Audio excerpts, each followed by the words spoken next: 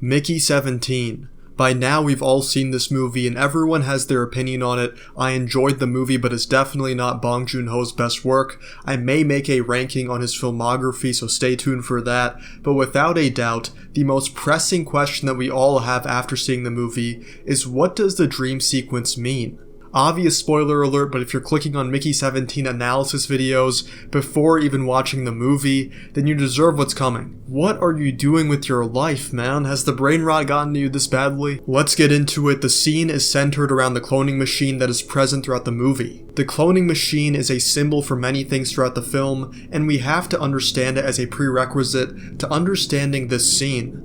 The machine deals with the ideas of immortality, societal cycles, and identity. Let's start with immortality. This one is obvious, so I'm not going to bother explaining it. Let's move on to societal cycles. Alright, I gotta hit my 8-minute quota somehow, so let's get into it. Immortality is clearly a big idea in Mickey 17, because Mickey becomes an expendable who is meant to come back to life over and over again to help humanity with whatever task they need done. He's almost like a dystopian Sisyphus. You know, the guy whose punishment is to roll a rock uphill for eternity.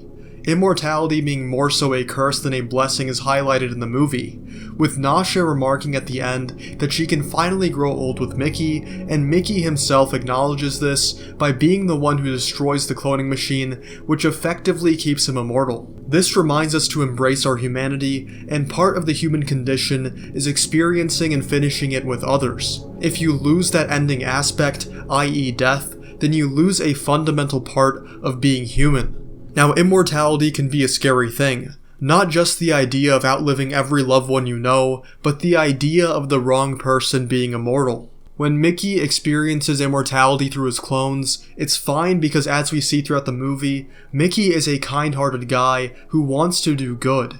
But what makes the dream scene so terrifying, and yes, I know I yapped for a long time before coming to the scene, but you know what? I don't give a keep yapping, man. What makes the dream scene so terrifying is the fact that we see terrible people becoming immortal. There is no way to extinguish them, and society will have to bear them forever. But thank God this is just a dream and there is no truth to this idea, right? While Kenneth and Ylfa are not immortal, their archetypes are. And this is where we get to societal cycles. The dream of Mickey symbolizes how there's not long until the next Kenneth and Ylfa emerge in society.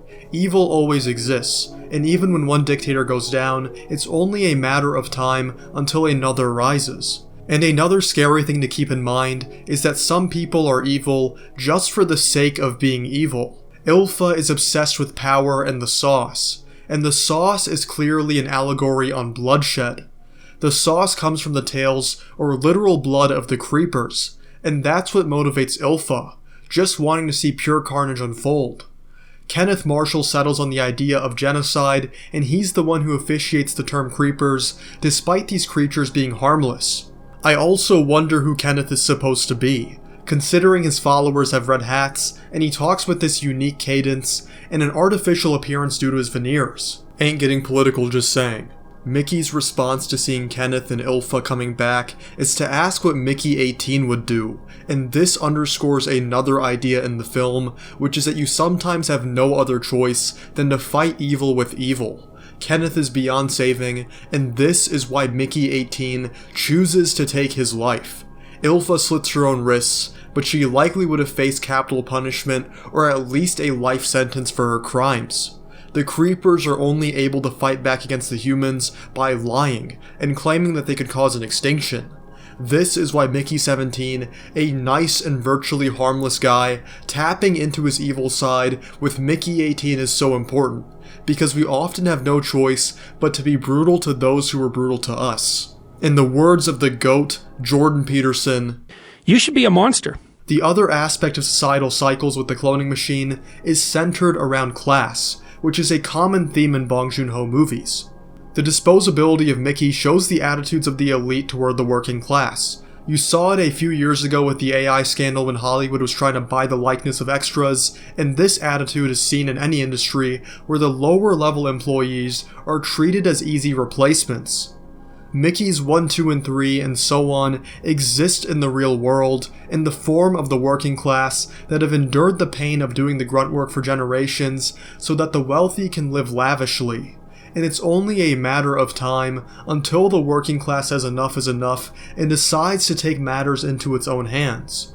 Like with the French or Russian revolutions, America seceding from the British, or as we see in the movie, Mickey 18 vowing to get back at those who wronged him. And sometimes those who wrong us get away scot-free, as seen with Timo, but it's only a matter of time until the hammer of justice strikes down on the oppressors. Let's move on to identity, which is probably the least stressed idea in this scene, but it is heavily established throughout the rest of the film. The cloning machine heavily deals with John Locke's memory theory. Yes, we all saw the YouTube short, which is a thought experiment that posits a reality where every time you sleep you die.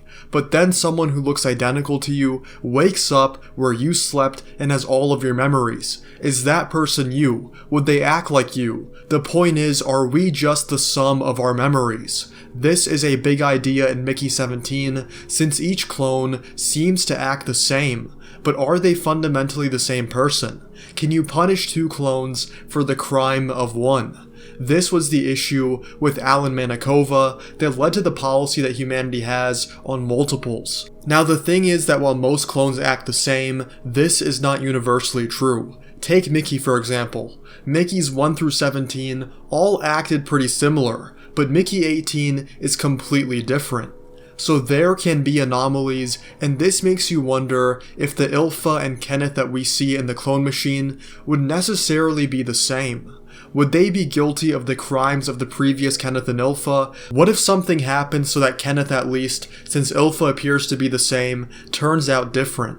After all, Mickey 18 was much different than the previous 17. Well, to ruin the thought experiment, Mickey 18 is different because the employee bumps into his machine and unplugs him momentarily while he's being printed out. But big picture thematic idea, is this Kenneth being printed out guilty of the crimes of his past self? Anyways, that's enough yapping from me. Let me know what you guys think of Mickey 17 in the comments below. Did you like this film? Did it live up to the hype for you? Where would you rank it in the filmography of Bong Joon-ho? Sorry if I overly yapped in this video. I'm only making one video on Mickey 17, so I wanted to get everything in here, even if it's beyond the dream aspect. Thanks for watching, and I hope you have a great rest of your day.